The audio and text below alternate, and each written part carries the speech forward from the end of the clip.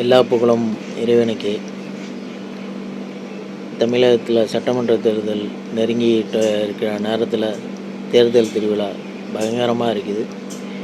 இந்த சூழ்நிலையில் திராவிட முன்னேற்ற கழக கூட்டணி கட்சிகளுக்கு இடஒதுக்கீடு செஞ்சு, அந்த வகையில் விடுதலை சிறுத்தை கட்சி எந்தெந்த தொகுதியில் போட்டியிடுது என்று வெளியான அறிக்கையின்படி நேற்று அண்ணன் தொல் திருமாவளவன் அவர்கள் வேட்பாளர்களை அறிவிச்சிருக்காங்க.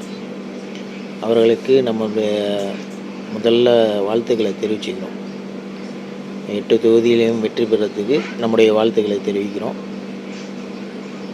வாங்க அடுத்ததாக இந்த தொகுதி வேட்பாளர்கள்லாம் அறிவித்த பிறகு அறிவித்த 10 நிமிஷத்துக்குள்ள ஃபேஸ்புக்கு வலைத்தளங்களில் பார்த்தா நிறையா கருத்துக்கள் வெளியிடுறாங்க. அதாவது என்ன கருத்துக்கள்னாக்கா, ஆலூர் ஷாநவாஸுக்கு வாய்ப்பு மறுக்கப்பட்டது, அவரை ஓரங்கட்டிட்டாங்க. ஏன் இஸ்லாமியர்கள்ங்கிறதுக்காண்டி ஓரங்கட்டிட்டாங்களா, சிறுபான்மையருங்கிறதுக்காண்டி ஓரங்கட்டிட்டாங்களா, கடந்த முறை இலகுவாக எம்எல்ஏ ஆகிட்டாருன்ட்டு ஓரங்கட்டிட்டாங்களா, இவர் தொடர்ந்து அடுத்தடுத்து மீண்டும் பதவிக்கு இருந்தாக்கா வேறு எதுவும் ஆபத்து வந்துவிடுமா, இது போன்ற பின்னோட்டங்கள் நிறையா நம்ம பார்த்தோம். அது நமக்கு ரொம்ப மனசுக்கு வருத்தமாக இருந்துச்சு. ஏண்டா இதே மாதிரி மற்ற கட்சிகளில் கேட்க மாட்டாங்க.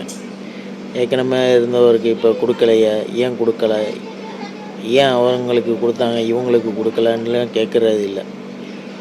ஒரு சமுதாய அக்கறையோடு செயல்படக்கூடிய கட்சி விடுதலை சிறுத்தை கட்சி. அந்த கட்சியை சனாதனத்துக்கு எதிராகவும் மதவாதத்துக்கு எதிராகவும் செயல்படக்கூடிய கட்சி, தொலைதூர பார்வையோடு செயல்படுத்தக்கூடிய கட்சி. அந்த கட்சியில் ஒரு விஷயம் செய்கிறாங்கன்னா அது அவங்களுடைய பிற்காலத்துக்கு உகந்ததாக எடுத்து தான் அந்த செயலை செஞ்சுருப்பாங்க. இதெல்லாம் இருக்கட்டும். முதல்ல நம்மளுக்கு பொதுவாக ஒரு சில கேள்விகள் இருக்குது. ஒரு கட்சியுடைய தலைவர் யாரை வேட்பாளரை நிறுத்தணும், யாரை நிறுத்தக்கூடாதுன்னு முடிவெடுக்க வேண்டியது அந்த கட்சியுடைய தலைவர். இது நீங்கள் டிஎம்கேயில் கேட்க முடியுமா, அல்லது அண்ணா திராவிட முன்னேற்ற கழகத்தில் கேட்க முடியுமா, இல்லை நாம் தமிழர் கட்சியில் கேட்க முடியுமா, ஏன் இவங்கள நிறுத்திங்க அவங்கள நிறுத்தலான்னு கேட்க முடியுமா? இது பொதுவாக எல்லா கட்சிகளுக்கும் அவர்களுடைய கட்சி தலைவர் முடிவெடுக்கக்கூடிய உரிமை.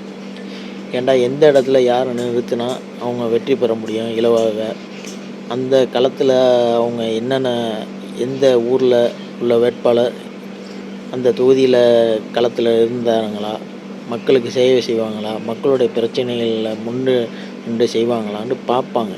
அப்படி பார்த்து தான் ஒவ்வொரு வேட்பாளரையும் அந்தந்த தொகுதியில் நிறுத்துவாங்க. இதுதான் யதார்த்தம்.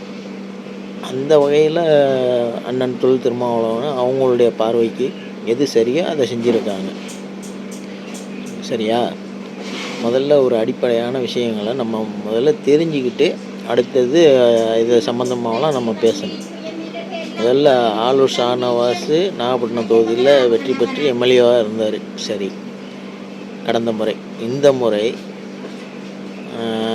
ஆலூர் ஷாநவாஸ் நான் போட்டியிட 2 வேட்பு மனு அளித்தாரா அளிக்கலையா என்ற தெரியல. தெரியாத ஒரு பட்சத்தில் அவருக்கு அதாவது நம்ம என்ன சொல்கிறோண்டா, ஆலூர் ஷாநவாஸ் அவர்கள் கடந்த முறை நாகப்பட்டினம் தொகுதியில் சட்டமன்ற வேட்பாளர் என்று வெற்றி பெற்றார், எம்எல்ஏவாக இருந்தார். இந்த முறை மீண்டும் நான் சட்டமன்ற தேர்தலில் போட்டியிடுறேன் அவர் மனு விடுதலை சிறுத்தை கட்சியில் கொடுத்தாரா கொடுக்கலையான்னு கூட நம்மளுக்கு தெரியல. அப்படி இருக்கிற பட்சத்தில் ஷாநவாஸை ஓரங்கட்டிட்டார்.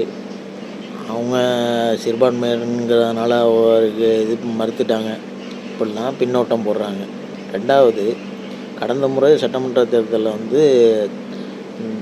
நாகப்பட்டினம் தொகுதியை ஒதுக்கியிருந்தாங்க விடுதலை சிறுத்தை கட்சி. இந்த தடவை ஒதுக்கலை.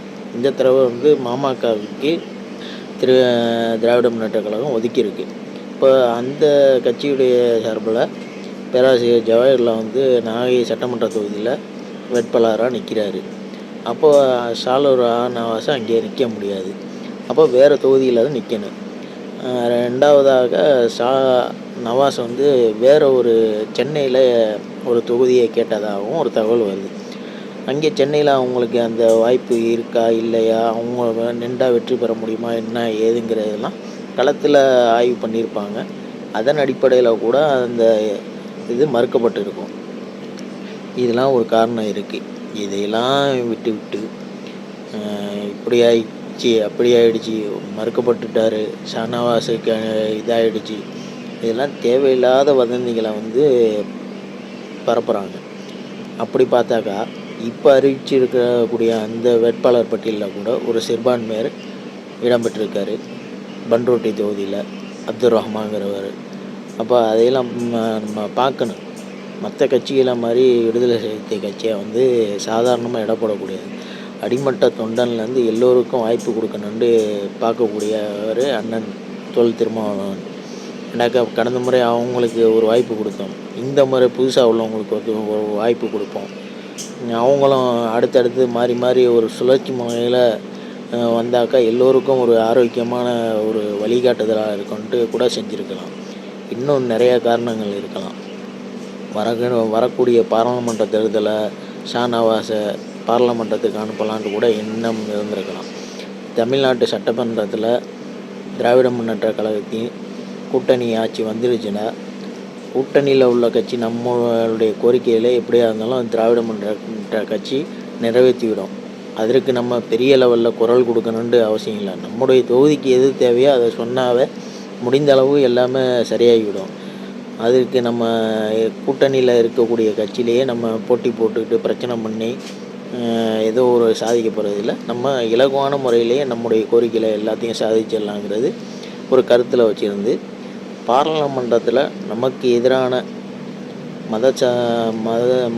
மதவாத அரசியலுக்கு எதிராக குரல் கொடுக்கறதுக்கு ஒரு வலுவான ஆள் தேவை. தமிழ்நாட்டில் சட்டமன்றத்தில் இருக்கிறத விட பாராளுமன்றத்தில் ஷானவாஸ் போன்ற ஆட்கள் இருந்தால் இன்னும் குரல் ஓங்கி ஒலிக்கும் தமிழ்நாட்டுக்கு.